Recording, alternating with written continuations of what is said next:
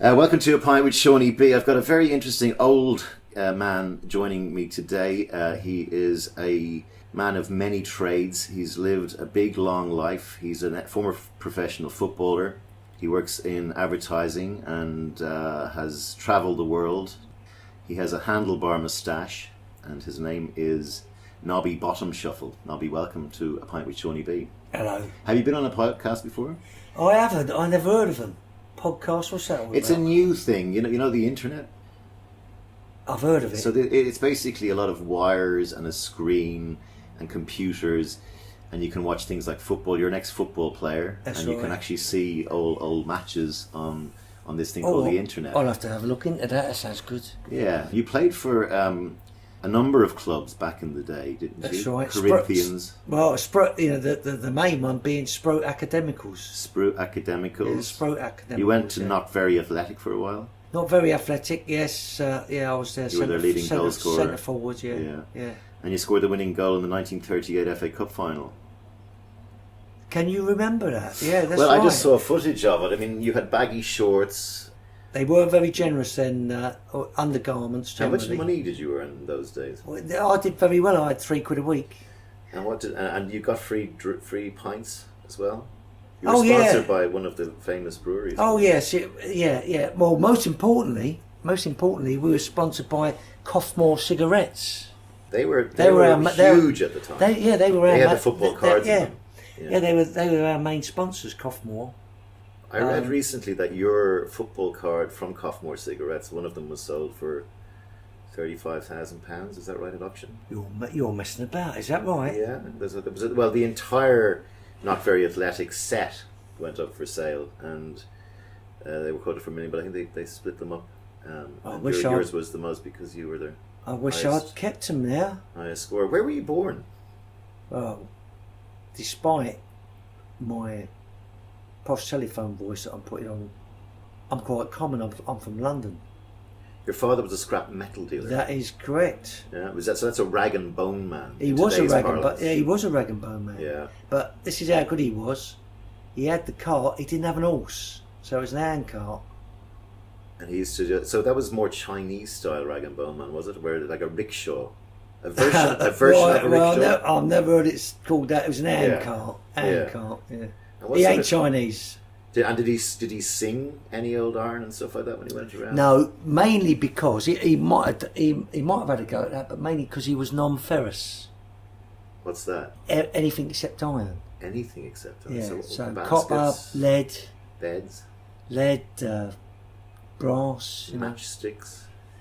Well, I don't know about what can you do with matchsticks? I don't know. You could make a ship. You know, some people make ships out of lots of matches. Yeah, you're right there. Did he encourage your football career? No, everyone liked football then. Very popular. Jumpers for goalposts, etc. Well, when I was a kid, yeah. If you were lucky enough to have a jumper, of course. Were you very poor? How many lived in your house? Like I said, we couldn't afford a horse. You said that.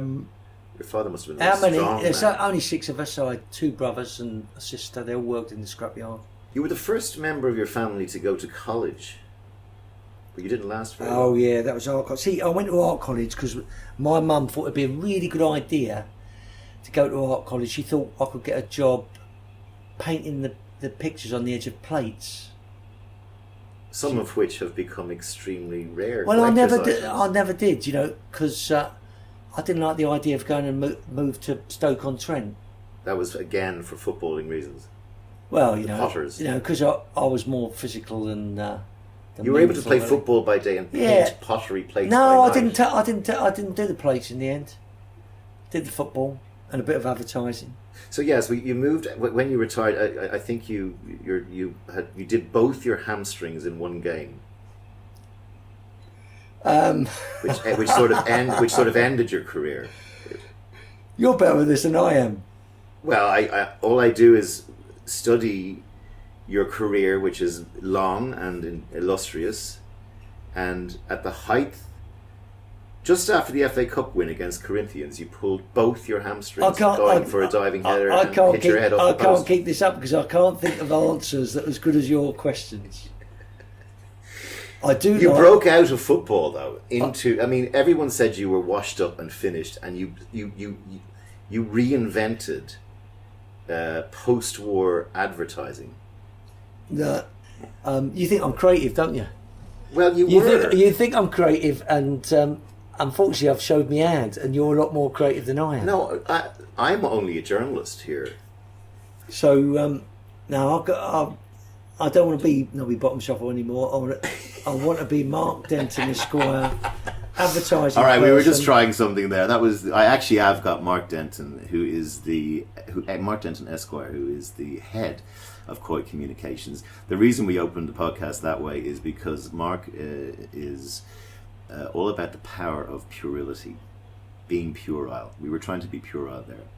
He's a very famous advertising guy who's worked across many big brands, Nike, Wrangler, all through his agency in the 1990s, was it, when you set up? 88, you started 88. Up. You were one of the first 5 name companies. Around that time, everyone had their names on the door. Yeah, that's right. Today it's all like about Snatch or Smuggler or a knife. Yeah. I'd like to go and work. I'd like to go and work for Snatch. They sound like a good company. But, anyway, seriously, tell me about the Power of Puerility and why you think we need to go back. And that's why I had to go at that. It really was a bloody stupid idea, me pretending to be Nobby Bottom Shuffle. But I thought I couldn't resist it. Yeah. You suggested it. It was a good idea. If I'd been a bit more talented, we might have been able to pull it off. Well, to be fair, I sprung it on you 90 seconds. Yeah, before that's it. I didn't get much of a run up on that. No. But because it was such a bloody stupid idea, I was irresistibly drawn to it. I thought I'll have a go at that. It might turn out all right. And it's only when you started asking me questions, I think, bloody hell, you want me I had the cod fishery tour here. You want me to write a history about this character while I'm making it up? I ain't that clever. Puerility is something that has gone from the advertising marketing business. It's gone for a lot of reasons. Oh. You can't be silly anymore, and yet silly stands out. Silly is what people get attracted to. People love the idea of never growing. You never grew up, did you? Well, funny, someone asked me a question just before the talk. It was actually, said, and it was a sensible question. Puerility. Tell me about puerility. Can you learn how to be puerile? And it's a really obvious answer to that. You have to unlearn. Everyone was a kid once. Everybody. And then there's a decision that's made at some point when you're growing up where you think, right, okay, I've got to be a bit more sensible now. No deep thinking from me. I just never got over the puerile bit, because I still like cartoons, I still like reading comics, I still like stupid jokes. My favourite film is still Dumb and Dumber. I'm not saying I don't like doing, I've been in advertising 40 odd years, so of course you get projects that require an execution that needs to be stylish, or you need to be dramatic, or you need to be emotional, but I'm naturally drawn towards being funny if I can be. I mean, that's why I ducked out of the earlier experiment, because I wasn't funny. You were I know that much. But did you find, like, you always, because I started working in advertising in 1987 in Dublin, and you were on the radar. You were on the radar then as one of the, I think they call them third wave agencies. Yeah. Did you always play, because I don't believe you're playing a role. I believe you are this slightly madcap creative guy, right? Yeah. It's like what I'm saying is, it's not like, oh look, I'm going to try and play this role. This is you. It is absolutely everything I do outside of getting a brief from an agency, where I'm a responsible advertising person, and I do what is required of the script or the graphic design or the poster or whatever. But from a personal creative point of view, I just do the stuff I want to do, and it just comes out naturally. There's no plan. I'll do silly things. When I've got a blank sheet of paper, what falls out the end of the pen is generally amusing. If it makes me smile, I put it out into the world, and sometimes people react to it, and sometimes people don't, and either way is okay. But the second bit about it, though, is that you get it made. Yeah. Which I am guilty of not getting. I think made. I find it hard to do, and you were there today, just throwing this idea that I could talk to you about this, I could talk to you about, but they were all finished. They all got up, and some of them better than others, but you did them. Well, for me, what's the point of having what you might think is a good idea? And generally for me that's a daft idea. What's the point of having it unless it exists in the world? Because you can be down the pub with your mates and say, yeah, wouldn't it be funny if we did that? And then you have another pint and that's the end of it. What works for me is actually following up on it and making it exist in the real world. Because then, that was the point of the talk really. Unleash the Power of Puerility, a bloody stupid title, but I'm making it like a self-help, it's eventually going to be a book. It's going to be a self-help book and just encourage people to do daft things. Because for me personally, it has made a lot of other magical, unexpected things occur. These happenstances have come along, these daft projects have led to things I could never imagine when I set out. And it's not like it's worked once, it's worked dozens of times. Talk about one of the ones that you're most proud of. We'll put a link to it at the end of the podcast. Well, here's one. It's a real simple one. One day, came into the office, just so happens my graphic design assistant is Chinese, or comes from a Chinese family, and I just came in one day and said, here Kate, we're going to paint you blue. Like the old Tretyakov picture that was popular in the 60s. It was on everyone's wall. It was called Chinese Girl, I think. And I said, we're going to paint you blue. And she said, yeah, all right. I'm not paying her a lot of money, so it's not it's not because she felt her career was in peril if she didn't agree. I don't know, most people... She was a sport, because I saw the video of that. Yeah, most people want to do daft things, I find. I just assume they want to do silly things. Except big clients. Except clients, yeah, because they've got too much to lose. See, what did but Kate... they don't. What did Kate... Because if Kate had said, oh, well, piss off, Baldy, I don't want to do that, that would have been fine too. She knew she could say that. But she knew that when we take on projects and we do a daft shoot or something like that, it's generally fun. So she said, you're all right. Turns up, we paint her blue. Through a series of events, I not only end up with that image in the Royal Academy Summer Exhibition, but it's also on BBC TV as the climax, being bought by a celebrity. I saw it. Now, who would have guessed that would have happened when I walked in and said, here, Kate, do you fancy me painting you blue? No one would have guessed that. Is it fair including me? Is it for every one of those Kate pictures there's 20 that don't go anywhere? Or well, look, I'd give another. See, failure can only be deemed to be failure if you admit that it's a failure. Because if it occurs to you, if a failure occurs to you like a success, it's not a failure. Yeah. If you like it, if you phoned up my accountant, you always answer the phone. Well, I do always answer the phone. There's no doubt about that. Anyone, unless you're telling me double glazing, I'll pick the phone up. If anyone wants to talk to me about a creative project or get a bit of advice on that or show me some pictures or whatever, I'm always on for that because I'm nosy. I like creative stuff. I like other creative people and I'm nosy. And I always think, there might be a potential creative person that I could stand next to and we can get a fun thing done. But talking about failures, you talk to my accountant and he might bring you a bit of paper and say, yeah, he lost that amount of money on that, he lost that amount of money on that. The biggest one was I was working with a mate of mine, and we were partners in a production company. His name's Malcolm Venville, very famous photographer stroke director. He's a feature film director now, as well as doing commercials. And he'd done a lot of shots of Mexican wrestlers, and he was in America, sending to me in London. I said, Mal, these are bloody great. We should publish these in a book. So we approached a couple of big publishers and they were interested and then they lost interest. And I said, look, let's publish the book ourselves. Yeah. Never having published a book about Mexican wrestling before. And so we did it. And it was a very expensively produced book. I had loads of fun doing that. I enjoyed doing that as a graphic designer and just making something exist in the world. And then, of course, I think, we can't publish a Mexican wrestling book without flying lots of Mexican wrestlers over, having the UK's first ever World Championship Mexican wrestling bout in Leicester Square. Which you can't do that. So we did that. And of course... So Nacho Libre comes to London. Yeah, so you couldn't... How could you ever make a profit on that? But for me, that was one of the most fun projects I've ever done. You know, Yeah. I don't look at how much it cost. Was there a client attached to that? Yeah, we were the client. Yeah, okay. We were the client. But And, one of the things, just being I love serious, that. one of the serious things in this conversation about puerility is this idea that you just said clients are not, they're scared, they're afraid to take any risks like this. Yes. But I was thinking about 5 years ago, I was making some speech somewhere, I said, that I can't think of a risky piece of advertising that backfired, that killed a brand.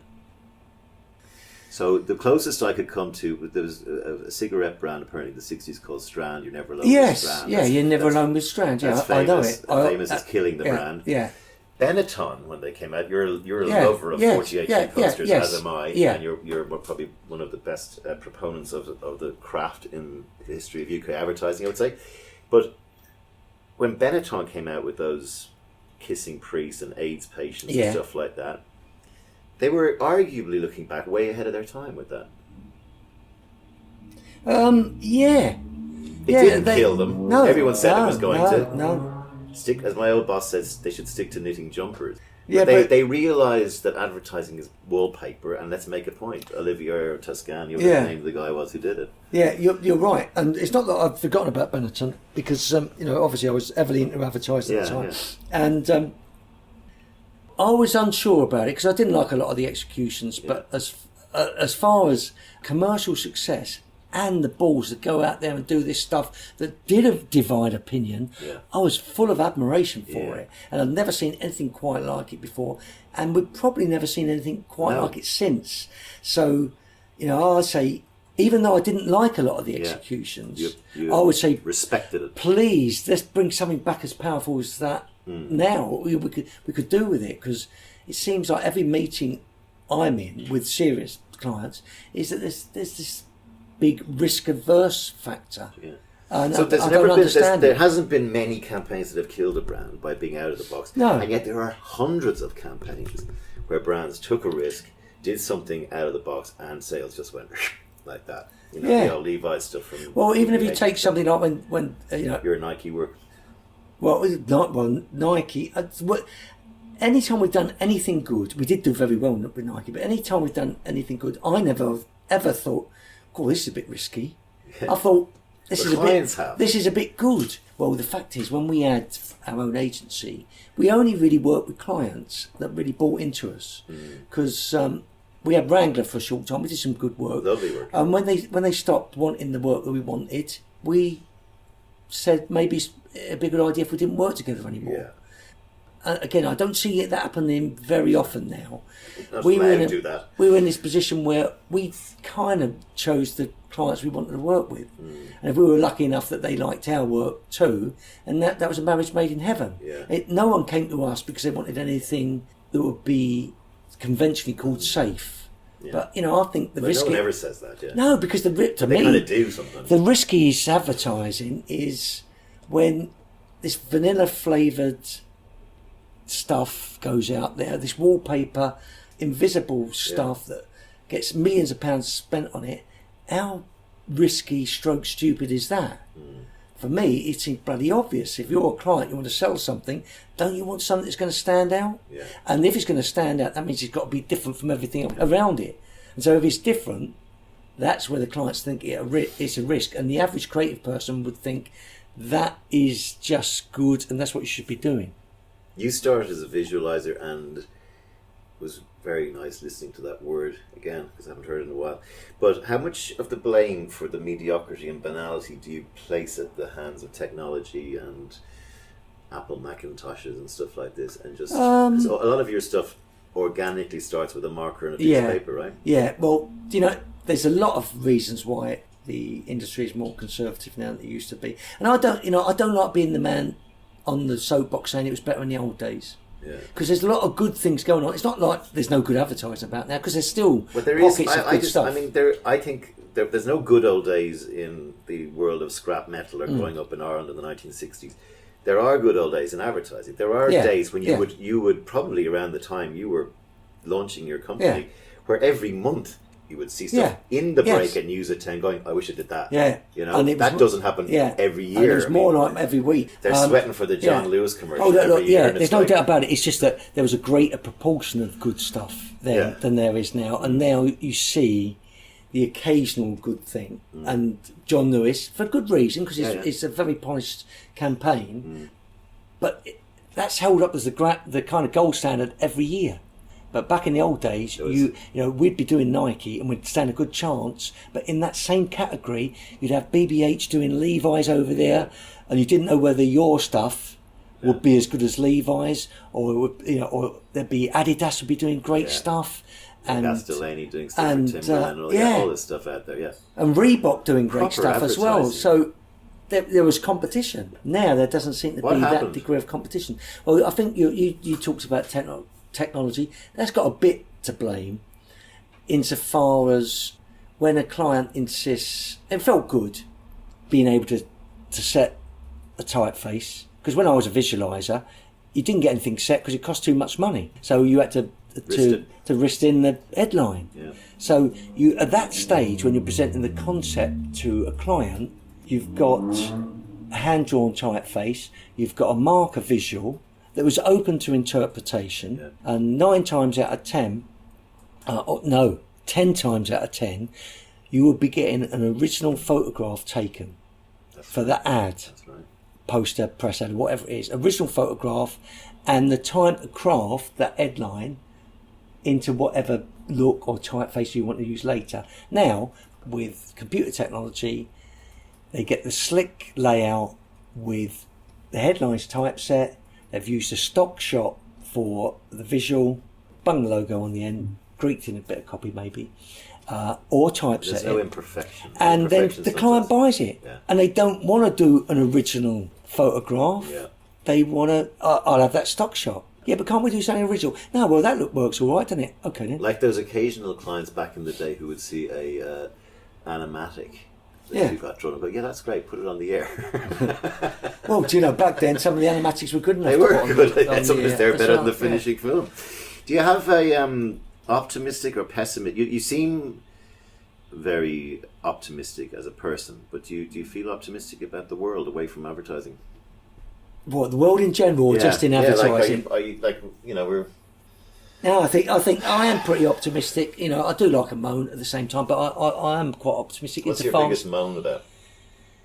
Well, money a lot of the time. You know, because as far as advertising goes, there's not a lot of intelligence used at the early stage of, here's the budget. If you're half decent creative, you should know what a budget will buy you. So don't buy a big, sexy, high production, high end film. Don't write one if the money ain't there. If you've only got 20 grand, write something really good. Make the set out of cardboard, shoot it on your mobile phone, make the content of that and the naive way you'd have to do it because you ain't got a lot of money.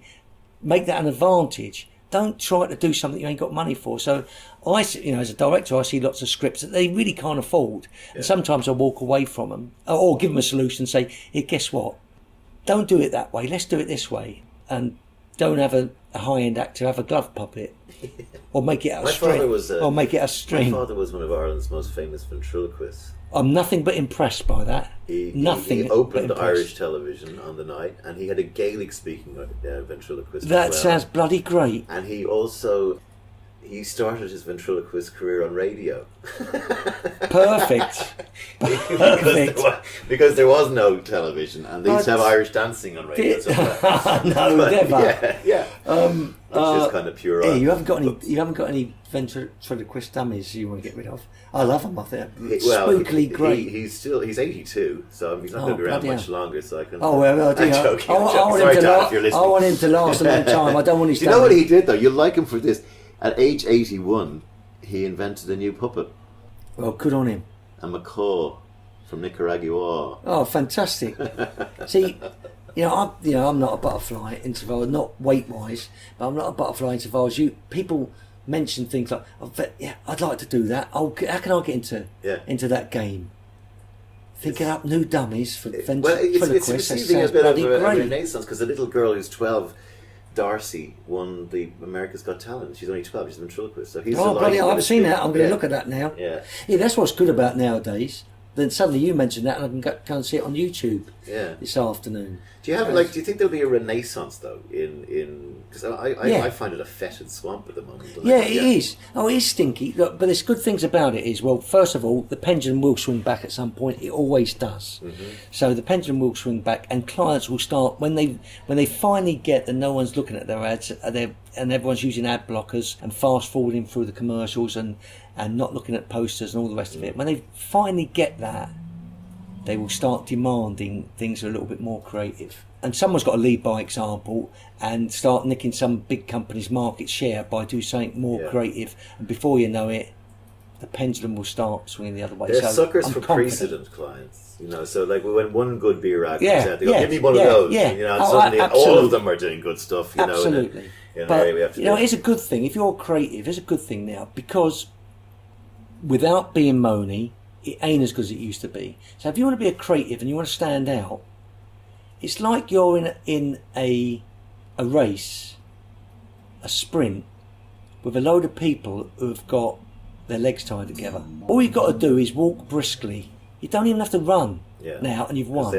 So there's so much average stuff going on. There's so many people who are accepting the shackles that the clients are putting on them, that you don't have to do much to stand out. And it's what I've done. It's what I've tried to... The land of the blind. Exactly. Although I heard a good one which was in the land of one-eyed men. The two-eyed man is nervous. Okay. Nice. Well, I need to walk away and work that one out. That sounds a little bit more intelligent than a concept I'm used to grappling with. You're dying to go. We're finished for the day in the it's only because I need a little lie down. He needs a little lie down. I am getting that thing we were doing at the front where you pretended I was a 100-year-old man. I'm not far off that. Last question. What do you say to your younger self? I asked this of a lot of people in the podcast. The 15-year-old Mark Denton. What would you go back and say to him in his ear? Yeah, okay, that's easy. And just shows you how good I am at advertising, because I've just thought up a line. Just do it. I just thought that of might that. work. Yeah, I just that might work in football. Well, where do I get them from? As we go full circle back to the start of the podcast. I did. To be honest, I did get it after a while. It's probably in my late 20s I got this. Don't wait for someone else to give you permission to be good. Don't And I did that early on in my career. One day I'm going to get a good brief, and then one day the creative director is going to buy my good idea. Yeah. And I got turned down a lot when I was younger, same as everyone else did. A lot of what I thought were the gems that I was coming up with were chucked in the bin. Yeah. So I just thought, fuck it, I really am just going to do it myself, whether you want it or not.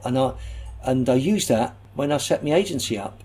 The clients who turn stuff down, I did it on more than one occasion. I just made the stuff, and then I showed it to them again. Said, "What do you think?" And if it really is good, they buy it. It's as simple as that. And if it's not really good, well, it's down to you. It's down to you to make it. Because I talk to everyone, and I never said this in a talk, but this is the reality of it. We're a relatively small agency, and I do answer the phone to anyone, and I've got that reputation, and because when you see when I was a creative, a producer comes in trying to sell you a director, I'd say, here, you need a pilot for a new director, and before you know it, I've got these scripts out that haven't been bought.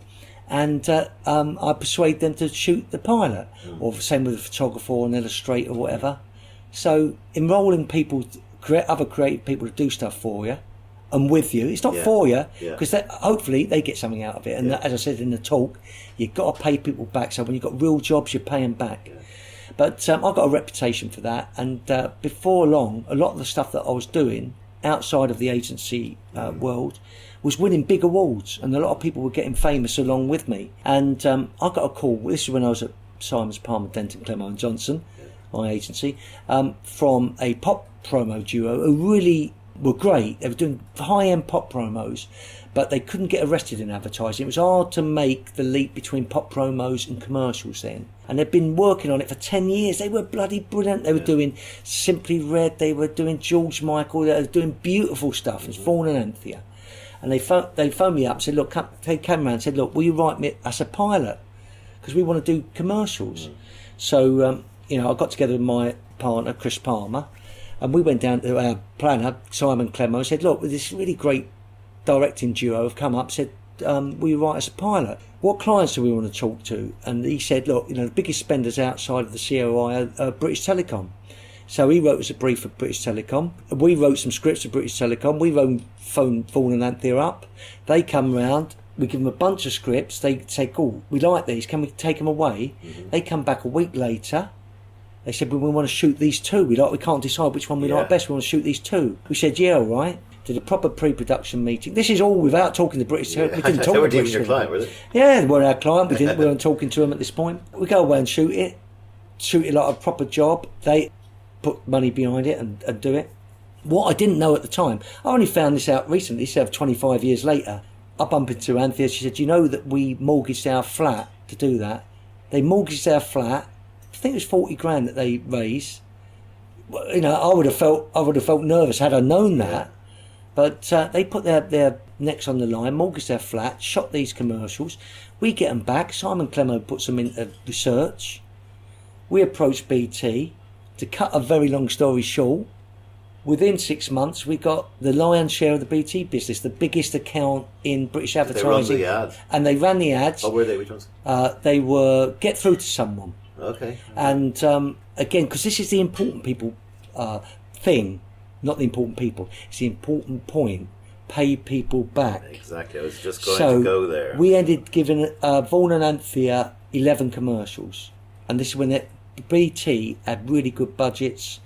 Before we finished the process doing the BT pilot, we liked Vaughan and Anthea so much, we liked working with them in the pre-production of that we had a Wrangler ad to shoot, and they shot a black and white Wrangler ad, and that really put them on the map. And no one was using them up to that point. 11 months later, BBH hired them to do a black and white Levi's ad. They really had made it by that point. So, that's what happens when you just do stuff. The key mention is always look after the people that have helped you up. Absolutely.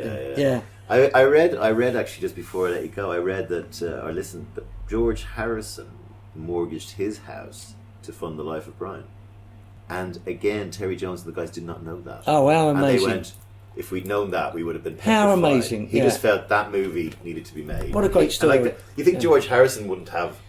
Because he's a Beatle, right? Yeah, in the 70s. I would have thought he had a few bob in his back pocket. Yeah, bought a few movies. Yeah. Martin, thank you for coming on the show. We tried something puerile. Yeah, I know you were really good at that. This industry is lacking people like you, and that's one of the reasons it's in a fetid state. Oh, thank you. So you keep doing what you do. Thank you. And keep making us laugh. And thanks for being on the Pint Show. You're welcome. Thanks very much.